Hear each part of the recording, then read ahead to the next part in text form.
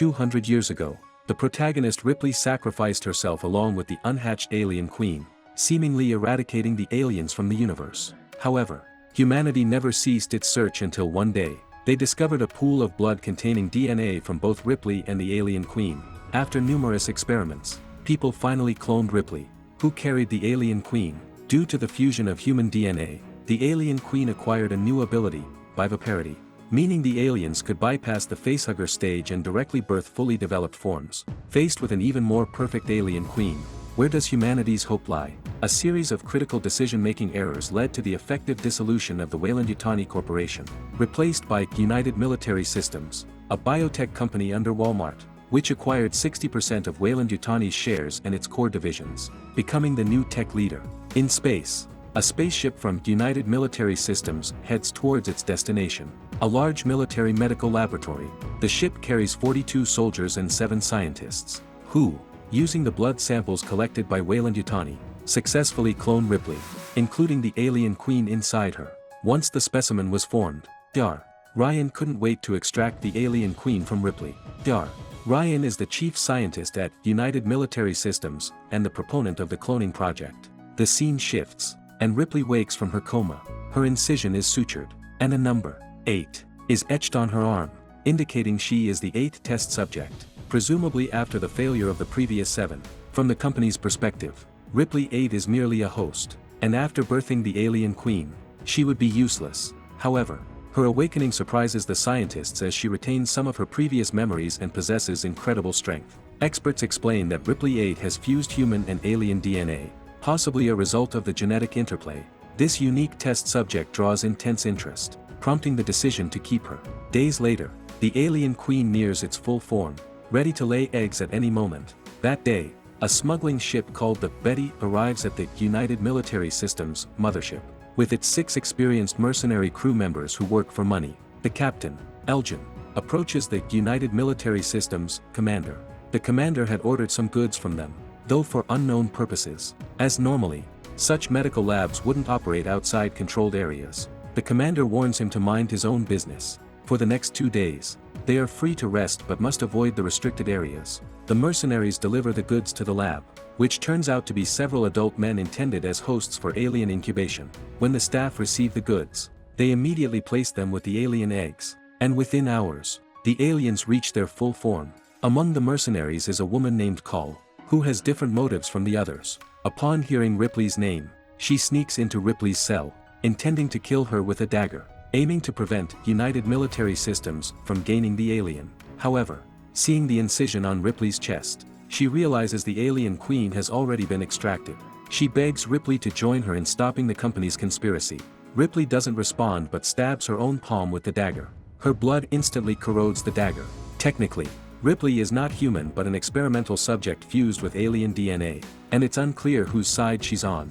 Unable to persuade her, Call leaves but is soon caught by the guards after leaving the detention area. The commander had warned against approaching restricted areas, clearly indicating she's a spy.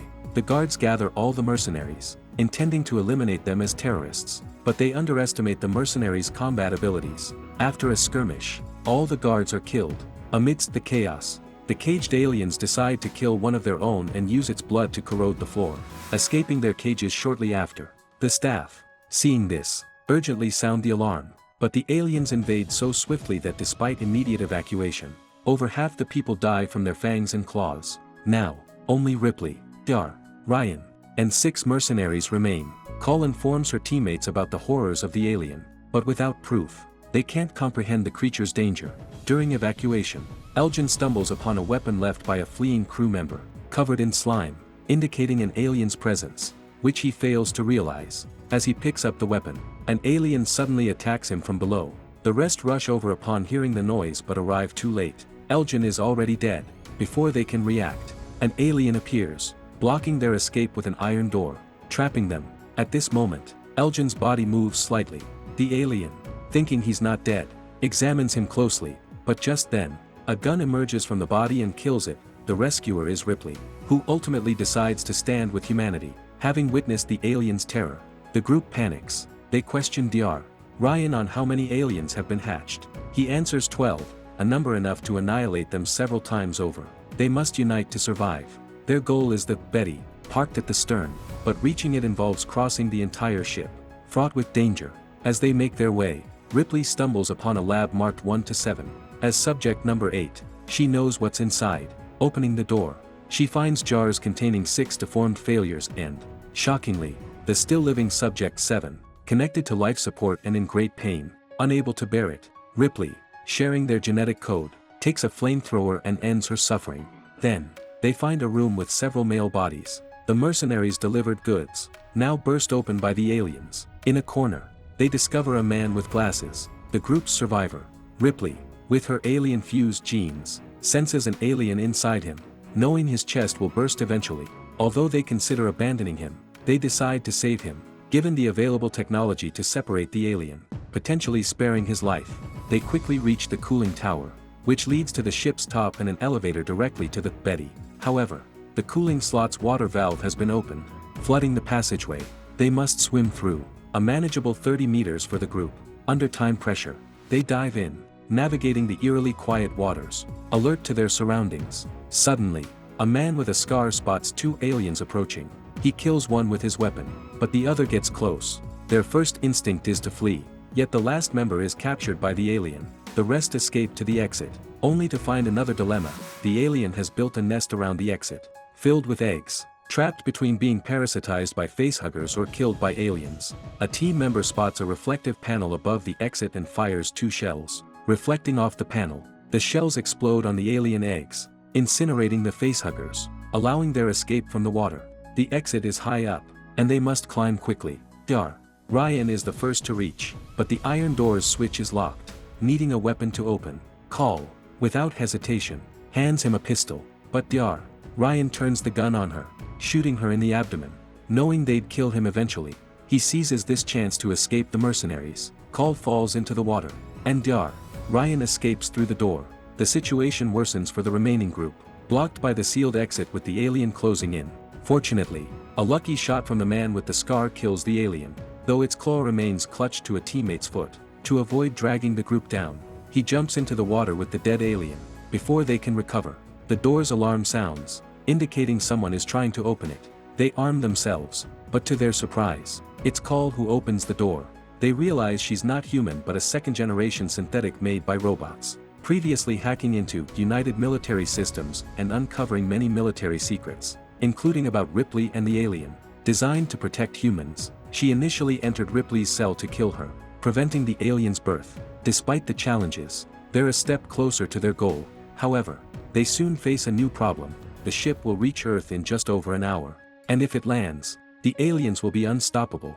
Since Call can hack the mainframe, why not enter the ship's main system and blow up the mothership after their departure? It's a good plan, and Call takes control of the entire ship through the system. However, things don't go as smoothly as anticipated. The ship's energy system is damaged, making it impossible to destroy it, so she reroutes the destination to an uninhabited area on Earth and accelerates, intending to crash the ship there. But first, they must start the Betty. At this point, Call discovers Ryan is already heading to the Betty, planning to escape with it. She won't let his plan succeed, so she uses the mainframe to block all his exits and even directs an alien to his floor, avenging his earlier betrayal. Originally, they had over an hour before reaching Earth, but with the ship's acceleration, they now have only 40 minutes to escape. They rush to the Betty, but Ripley stops halfway, feeling the alien queen directly below her. Strictly speaking, Ripley has given birth to the alien queen, sharing a strong psychic connection. As she responds to the queen, the floor opens, and Ripley is submerged in the alien nest. The group, thinking she's doomed, continues on. They board the Betty, preparing to start the engine when suddenly, Ryan, who has not died at the hands of the alien, holds Call hostage. He didn't perish but plans to follow the Betty back to Earth. At that moment, the alien inside the man with glasses bursts out. He charges at Ryan, and despite being shot multiple times, his strength is formidable.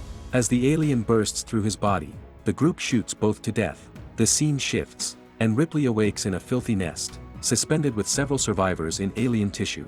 The alien queen no longer needs to lay eggs but has evolved a new reproductive system, viviparity. Soon, a white alien, bearing human-like features due to the queen's human genes, emerges from the queen's womb. Its first act is to sniff the alien queen, then it crushes her skull with a punch. In contrast, it acts docilely when it smells Ripley, seeing her as its mother, realizing it won't harm her.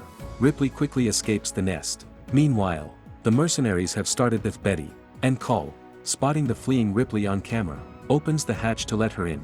They think they can escape smoothly, but Ripley notices the cargo door hasn't closed, preventing engine startup. Call rushes to check the cargo hold, not expecting the white alien, which has secretly boarded the ship and manually closed the door to avoid detection. This action deceives Ripley, who thinks Call has fixed the malfunction, so they detach from the mothership and head towards Earth. However, the descent isn't smooth. Cabin pressure drops rapidly. The group calls for Call to return to the cockpit, but there's no response. Ripley realizes the problem and heads to the cargo hold, finding the alien as she suspected. While trying to calm it, she thinks of a way to eliminate it. When the alien accidentally cuts her palm, Ripley gets an idea. Her blood is corrosive, so she flings it onto the spaceship's window, creating a hole. The decompression sucks the alien firmly against the hole, and the white alien, still flesh and blood, is quickly crushed and ejected into space. After a turbulent descent, they finally land on Earth, and the mothership crashes in a deserted area. Everything seems to end well, but Ripley and Call aren't happy, for Earth has become a wasteland. What awaits them, hope or despair, is unknown.